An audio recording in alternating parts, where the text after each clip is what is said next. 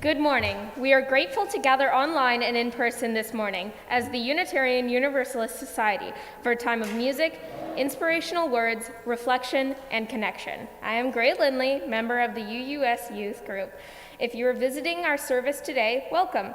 We hope you find the service meaningful. If you are visiting online, there was a link to a visitor form in the chat during the prelude. If you want to let us know that you have visited, for those who are joining us in person, we ask that you either turn off your phones or both silence them and put them in airplane mode. Thank you for helping us ensure that we don't have any interruptions to our service and that the internet stays stable for our Zoom participants. As Unitarian Universalists, we don't all believe the same things, but we affirm and promote the 7 principles that inform how we live in the world. The first of those principles is inherit the worth and dignity of every person. Today we celebrate Transgender Day of Visibility. Transgender Day of Visibility is an international event on March 31st dedicated to recognizing the resilience and accomplishments of the transgender community. On this day, we celebrate the trans people among us, raise awareness about the struggles that they face, and advocate for more protected rights for them in a bid to reform society and empower this community, as it so rightfully deserves. Let's join hands together with the trans community to celebrate not fitting in when we all yearn to stand out.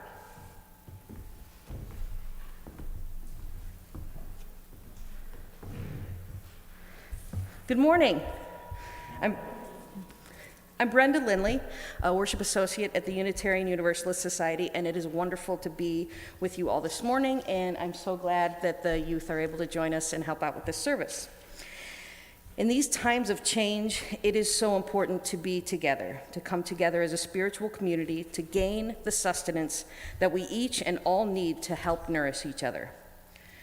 As members of a covenantal faith that expresses our core value of love through how we agree to be together and to support each other, it is good to come together and affirm that even when we cannot yet all be together in body, this congregation remains strong and connected. To affirm that we have faith and hope in this congregation, in each other, and in the ways we continue to grow together through the challenges of life. And to affirm that wherever any of us is on our life's journey, whether we come to worship with joy in our hearts, weighted with burdens, in need of rest, or searching for people to engage in the struggle with us, we are glad, and this community is glad that we are here. To start our service, we will sing For the Beauty. These are updated words by Marin C. Tirabassi on a trans theme to a familiar Christian hymn tune. If you're at UUS, please sing softly into your mask, hum, or move your hands or body with the music. If you're at home, please sing as loudly as you'd like. Morning, everybody. So these words are annoyingly not in your book, in your hymnal, so you'll have to try to read them off the screens. I hope it'll go smoothly for you. I'm excited, though, about these words. There's an author who has made it her goal to make more inclusive for trans people words to a lot of very familiar hymns. So I invite you to stand up as you like, and we'll go ahead.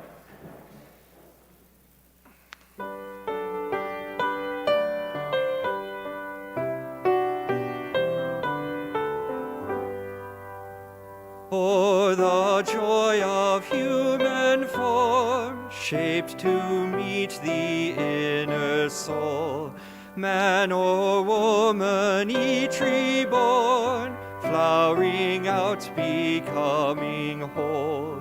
Source of all, to you we raise this our hymn of grateful praise. For transgender rainbow cast, after floods of human tears, arcs of safety in the past, claiming faith and conquering fears. Source of all, to you we raise this our hymn of grateful praise. For the joy of human love, partners named by church and state, allies here and friends above, who with joy have silenced hate. Source of all, to you we raise this our hymn of grateful praise. For the church with open doors, for the pews where all may rest, for each trod by love restored, once outside, now home and blessed. Source of all, to you we raise this our hymn of grateful praise.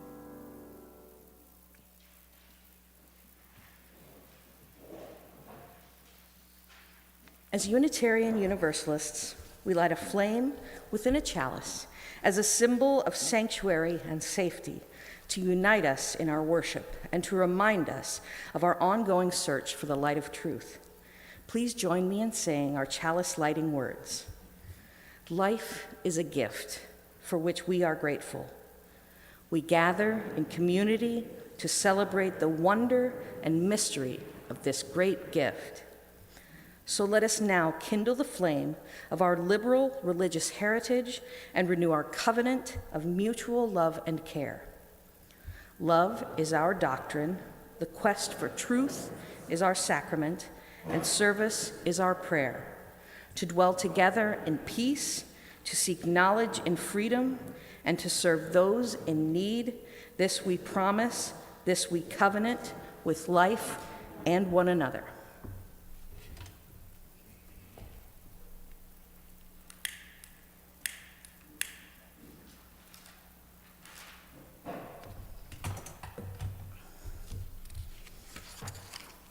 Each week, when we light a candle for justice and healing, we hold space for our understanding of interdependence, that our liberation is bound up with every other person's liberation,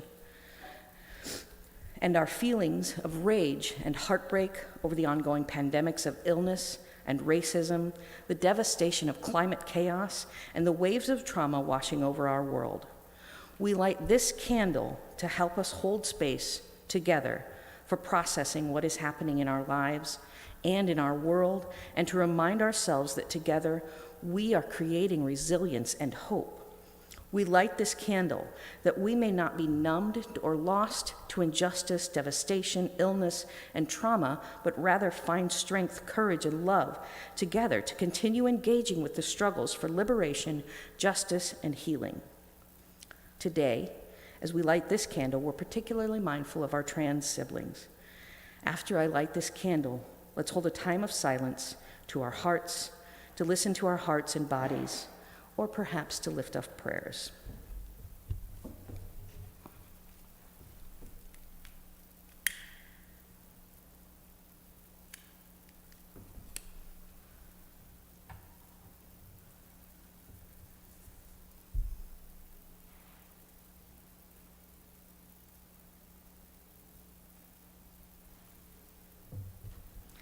As Shinwei plays our centering music, please take this time to sink more deeply into the presence of each other. Join in the singing if you wish. If you're online participating in the service, feel free to use the chat to let us know that your chalice is lit.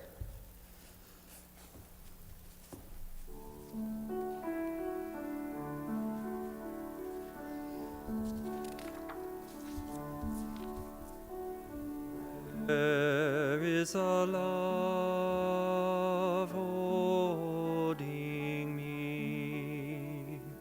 There is a love holding all that I love.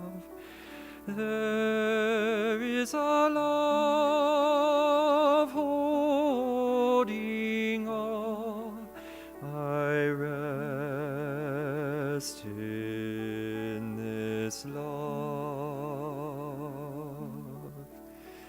There is a love holding us.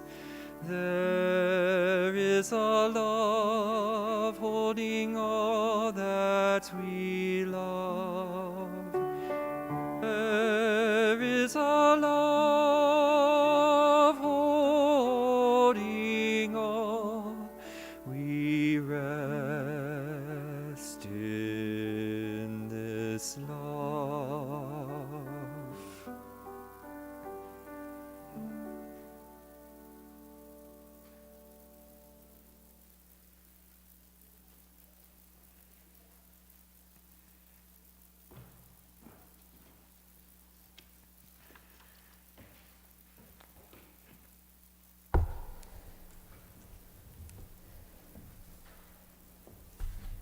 A House for Everyone by Joe Hertz.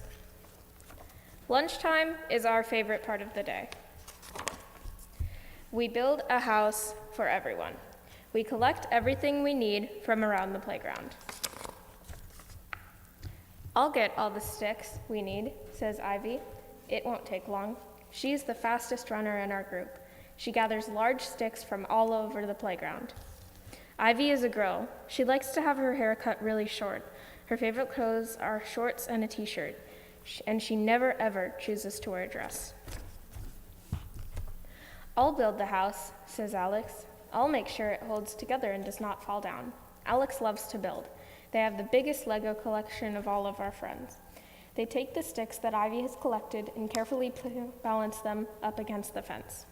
Alex does not just feel like a boy or just feel like a girl. They feel very uncomfortable with being called he or she. Alex prefers people to use their name Alex or they. I'll decorate the house, says Sam. When I have finished it, it will look amazing. Sam is very artistic and loves putting together different colors. He collects flowers and leaves from all different plants and trees from the playground. He drapes them together carefully on the house. When he is finished, it looks beautiful. Sam is a boy. He loves to wear his hair long. His favorite sport is basketball. Sometimes when he plays basketball, he wears his hair in a ponytail. We will need something to sit on, says Jackson. I'll take care of that. Jackson is very, very strong. He carries the biggest, heaviest rocks from the playground into our house. The big, flat rocks make comfortable seats for everyone. Jackson is a boy. He loves to wear sparkly dresses. At home, he has a huge collection of sparkly shoes. Dresses are not just for girls. Clothes are for everyone. We can all wear the clothes that we like. What about a sign for visitors? Asked Tom. I'll make that. Tom loves spelling. He uses small rocks to spell the word welcome at the entrance of our house. Tom is a boy. When he was born, everyone thought he was a girl. They gave him a girl's name. This made Tom sad. When he grew up, he told everyone he was a boy. Now everyone calls him he and Tom. This makes Tom really happy.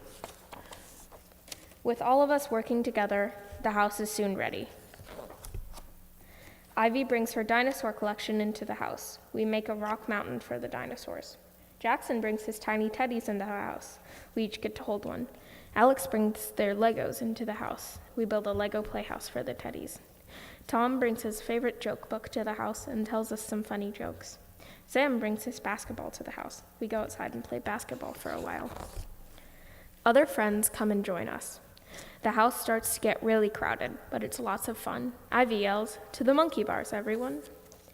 We all love the monkey bars. Even though we are a little bit different, we are all the same, and we are all still friends.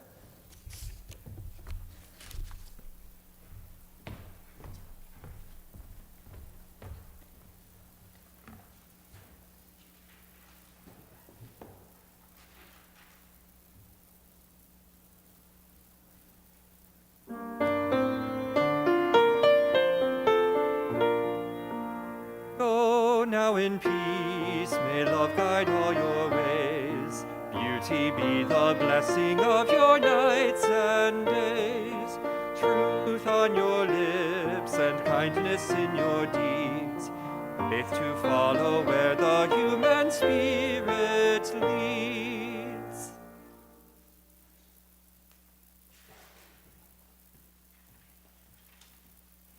I'm Mabel. I'm going to read To the People Who Have Mistaken Freedom for Liberation by Teresa I. Soto. To be free, you must embrace the breadth of your own existence, without apology, even if they try to take it from you. You must know, not that you can do whatever you want. You are not a kudzu vine, eating entire hillsides for the purpose of feeding your own lush life. You must know instead that inside you are entire universes, milky blue, magenta, and gold, expanding. But to actually be free, you must know and you must fight for the entire universes inside of everyone else.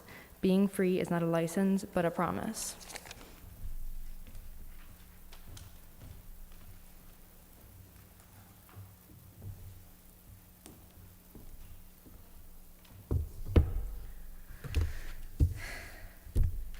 I am angry. Legislators across the country are introducing and passing anti-transgender bill after bill. In Texas, they're trying to rebrand gender confirmation therapies for children under 18 as child abuse. In Alabama, they're forcing teachers to out their students. Montana, making it more difficult to confirm gender identity on birth certificates. There's a sham hate crimes bill in Arkansas that has no real consequences and creates a dangerous environment for transgender folks who are already in a dangerous situation. Melanie Willingham Jaggers, interim director of GLISTEN, which is an advocacy group for queer youth, points out that these exclusionary bills are a solution in search of a problem. I am so very angry. Grover Norquist, a conservative and libertarian political activist, said, "I don't want to abolish government. I simply want to reduce it to the size where I can drag it into the bathroom and drown it in the bathtub." Would that that were true. I know that is not what is happening with these policies. Actions are louder than words, and I see their actions. Cut taxes for the wealthy, ban abortion. Corporations are people, social welfare programs are entitlements. We will create a government so big, it will decide for you what your gender identity is. Thank you very much. And it makes me angry, so angry. These bills primarily target transgender youth, a group that researchers and medical professionals warn us are already susceptible to high rates of bullying, suicide, depression, and family rejection that can lead to homelessness. And LGBTQ youth are already significantly overrepresented in homeless populations compared with the general population. Matthew Morton and a team of researchers also found that youth who have intersectional identities, Black or multiracial, and LGBTQ, report the highest rates of homelessness. According to Homelessness Resources Center and Lambda Legal's National Alliance to End Homelessness, in shelters, while searching for housing and on the streets, LGBTQ youth may endure traumatic experiences, such as harassment, stigmatization, and abuse from peers and shelter staff as a result of their sexual orientation and/or gender expression. LGBTQ youth may find it difficult to find housing and may be asked to leave shelters after revealing their sexual or gender identity. As a result of harassment and negative experiences in shelters, LGBTQ youth are more likely to live on the streets than their heterosexual peers and are especially vulnerable to physical and sexual exploitation. LGBTQ youth who experience homelessness also experience high rates of conduct disorder, post-traumatic stress, and suicidal behavior. And I want to shout and scream and hold feet to the fire and rail against this inhumanity. And I know they're not inhuman. They're scared. And from that place of fear, they're lashing out at a vulnerable and marginalized group, lashing out at children and letting fear take the wheel. And I can't allay their fears. I can't stop fearful legislators from passing a bill that forces kids to play in sports that align not with their actual gender, but rather their assigned gender at birth. I can't tell them there's no reason to be afraid. I can't tell them to look at my beautiful non-binary kid and see a person, an occasionally surly teenager, a nerdy anime fan. And I am hopeful. I believe Theodore Parker, American Unitarian preacher and abolitionist, who said, "I do not pretend to understand the moral universe. The arc is a long one. My eye reaches but little way. I cannot calculate the curve and complete the figure by experience of sight. I can divine it by conscience. And from what I see, I am sure it bends toward justice. As an example, it wasn't until 2019 that you could throw snowballs in Severance, Colorado. Now that is an injustice righted. I just wish it didn't take so long and hurt so much. And we're talking about kids, my kid, these kids. Anyone who has loved another being understands the helplessness and utter inability to protect something that is out of your control. Having that kind of love is like taking your heart out of its protective cage, placing it on the ground.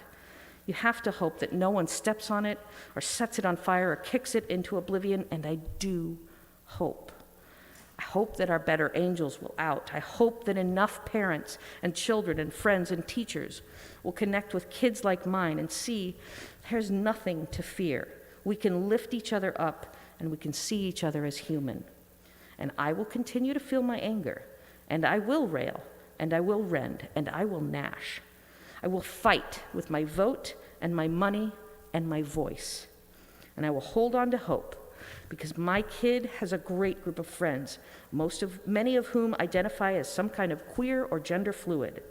I hope as I see my kids spending time at the Club for Queer Kids, I hope as I see their confidence in who they are as constant and stable, even as it shifts and changes.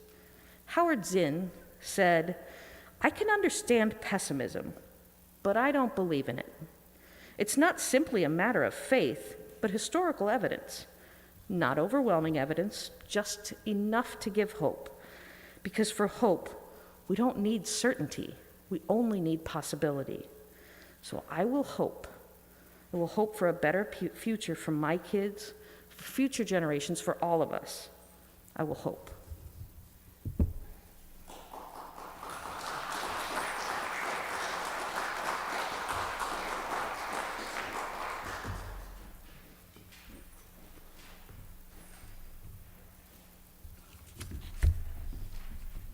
You got the song? I don't have it here. Oh.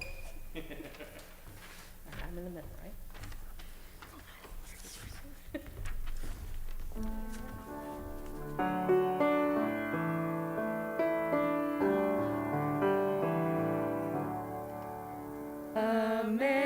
Amazing grace expressed in change, in voice, in shape, in stance,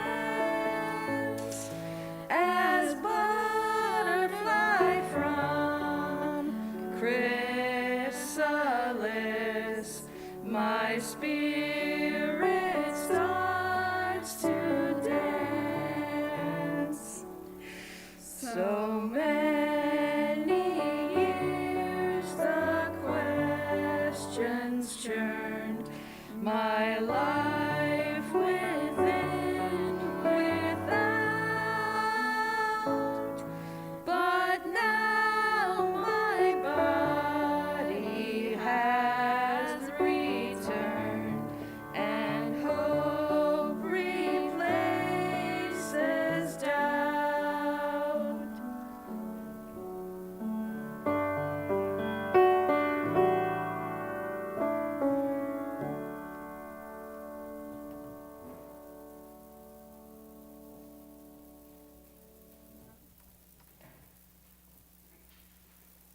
I'm going to read Embodiment and Sexuality. Spirit of life and love, may we find appreciation today and in our lives for our embodiment. We are physical creatures, mind, spirit, and soul housed within our bodies.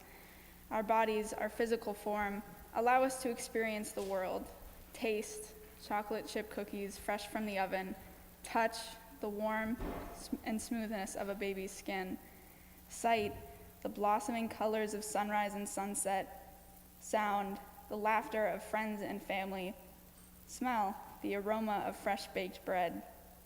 In particular today, may we find gratitude for our sexuality.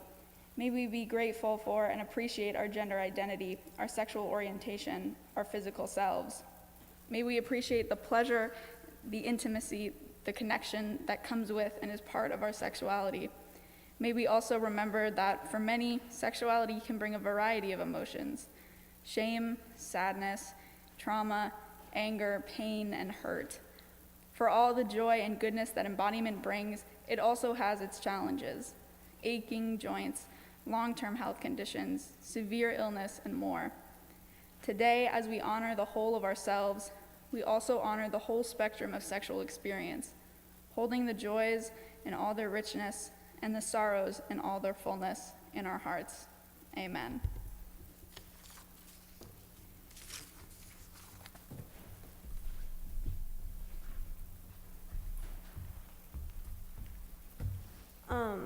I'm Hex, and I'm going to be reading Yes, There's No Binary by David Breeden. The road not taken is not a fork. That is too simple a thought. Flipping some coin, either or. Nope. It's not this or that. No or yes. It's nor or neither, and all of the above, and more. The road taken goes every way at once. There, they, them, go, now, live.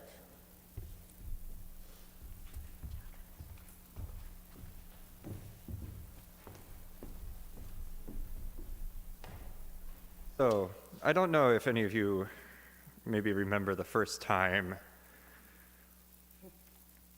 you saw yourself in what you were reading or watching on TV. For some of you, you may not know that because it's always been your experience. I remember the first time I read a book that was about a gay experience. Not about sex, but about two boys or two men falling in love. And I think now about how difficult it is to express what that emotion is when you finally see yourself. So, now I'm emotional. Great. Earlier this year, not too far from here, school boards just started deciding that we don't need the books that speak to me in our school libraries.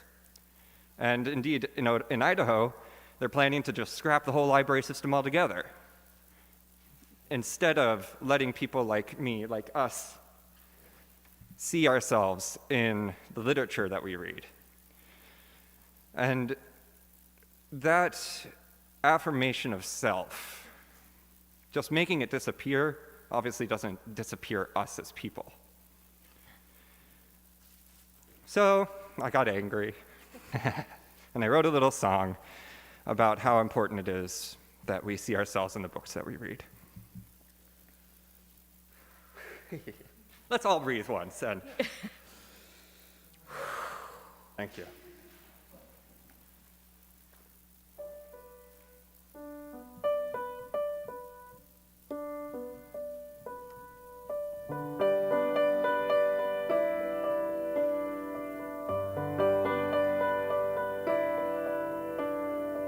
One boy sitting, reading a book. Boy meets girl, they fall in love. They adventure, then fall in love. Or they fight, then fall in love.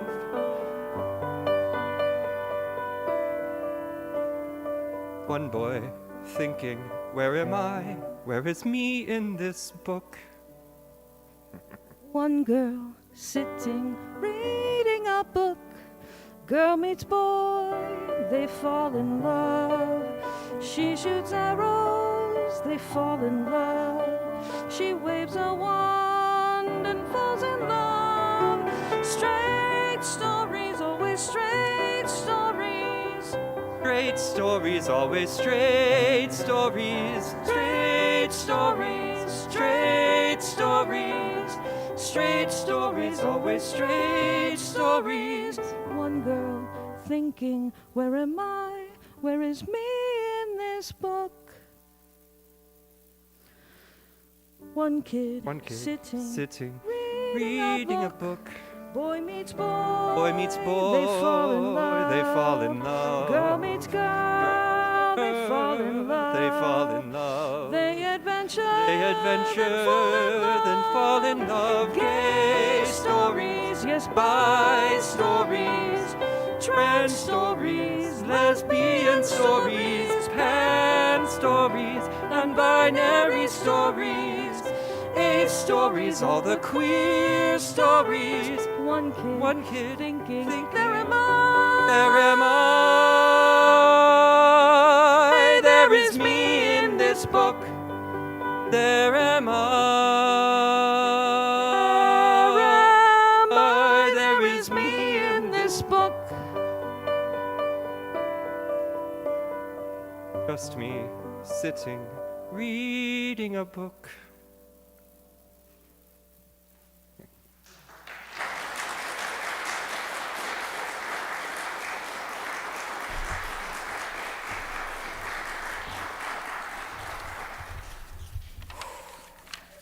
I'm going to take another breath.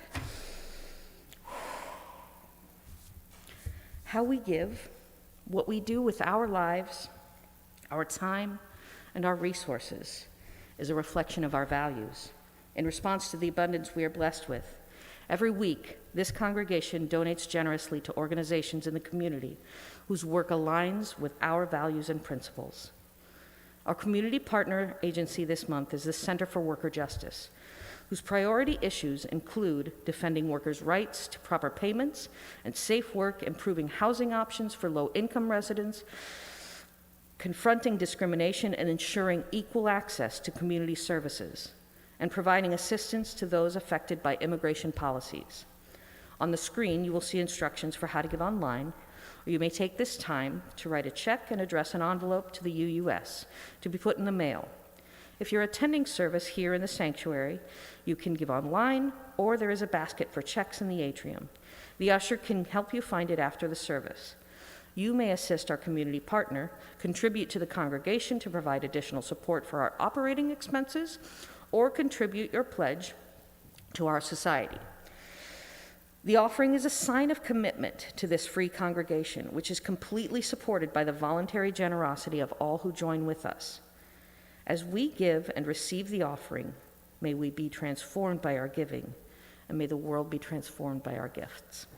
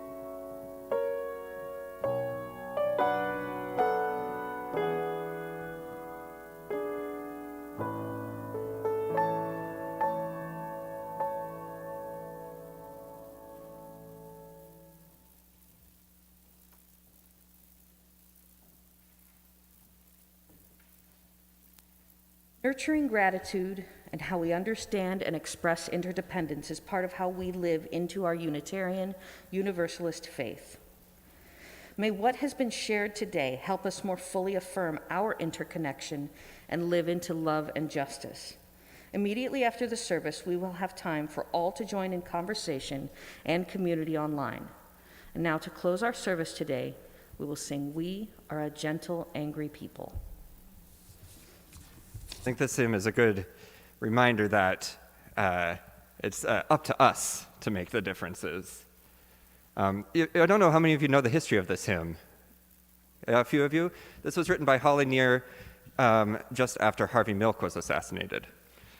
And I think the legend is that it was sung for the first time at the vigil, the same time that the San Francisco Gay Men's Chorus made their first performance at that vigil.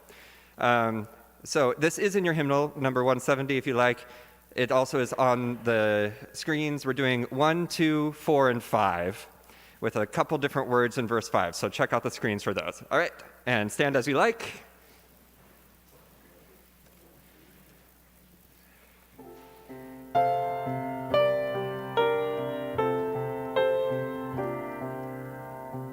We are a gentle, angry people, and we are singing for our lives. We are a gentle, angry people, and we are singing for our lives. We are a justice-seeking people, and we are singing singing for our lives. We are a justice-seeking people, and we are singing for our lives. We are a land of many colors, and we are singing for our lives. We are a land of many colors, and we are singing for our lives. We are the gay and straight together, and we are singing for our lives. We are trans, bi, queer together, and we are singing for our lives.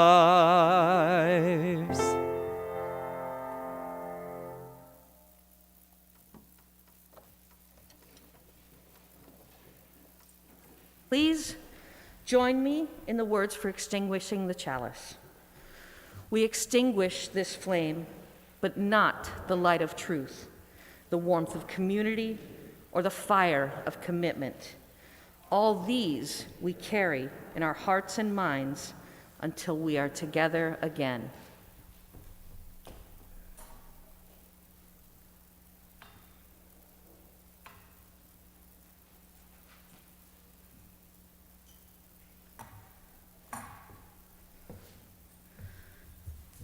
And for our benediction, a reading shared with me by Anna Rodi.